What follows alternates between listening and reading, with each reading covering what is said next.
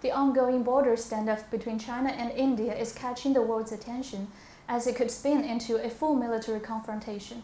So what's driving the two countries into a seemingly inevitable showdown?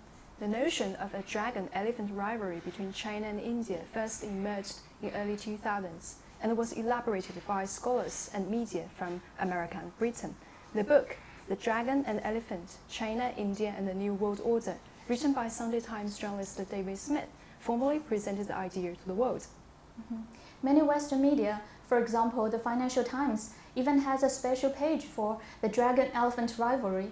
So it is fair to say that the concept of China and India being nemesis to each other was cooked by the West. What a smart move, isn't it? Pitting the two biggest future competitors to the West against each other. Indeed, but what if a war really breaks out between China and India? Who stands to win? Well, for sure, no one in Asia.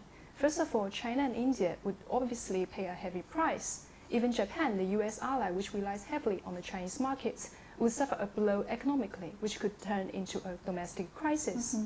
In fact, many economies, including those in the West, will find themselves negatively affected by a possible India-China war. That's very true. The only beneficiaries, I'm afraid, will be opportunists and short-sighted nationalist politicians who do not really hold people's interests in heart. And the dream of an ancient century would become a puff of wind. That's a lot at stake, but unfortunately, many people don't see the true nature of China-India ties. No, they don't. There are a lot of misunderstandings and wrong judgments. In fact, as two of the world's oldest civilizations, with a time-honored history and brilliant culture, China and India have long engaged in exchanges and mutual learning. Today, as two of the world's biggest potential markets, the two can develop complementary economies and protect each other's security interests. If working together and joining hands in helping each other, China and India can build something unprecedentedly wonderful for the whole world. But unfortunately, from the recent border issue in Doklam, we can see a lack of strategic trust from the Indian side.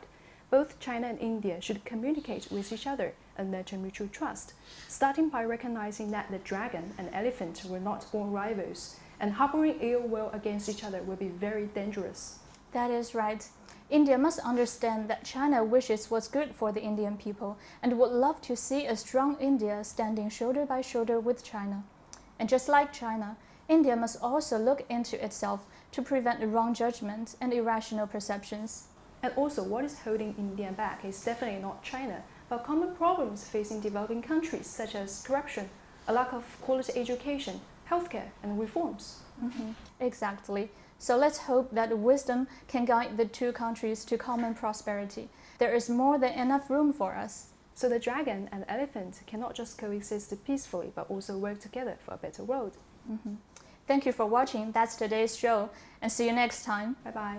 Bye-bye.